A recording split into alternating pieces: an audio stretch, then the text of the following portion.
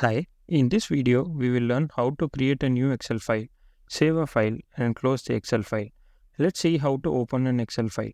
Go to Start, search for MS Excel, and click on the Excel icon to open the file. Once Excel opens, you are greeted with the screen just like this. In this screen, Excel will give you an option to select and open the type of workbook which you want. Select the blank workbook option to open a blank fresh workbook. You will see a blank workbook just like this.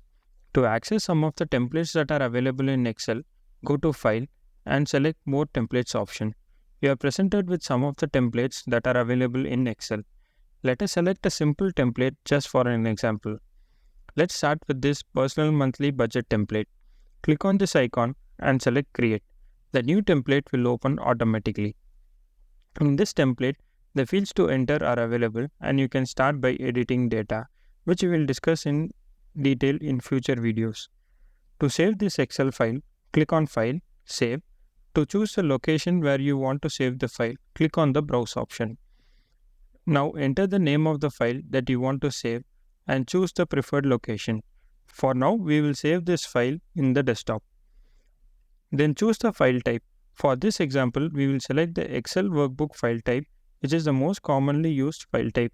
Then click on Save. The file will be saved in the chosen location. To close this Excel file, simply click on the Close button.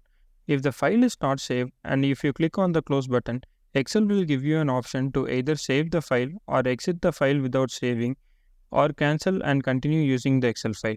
You can choose your preferred option. That's all for this video, and in the next video, we will take a look into the basic layout of MS Excel.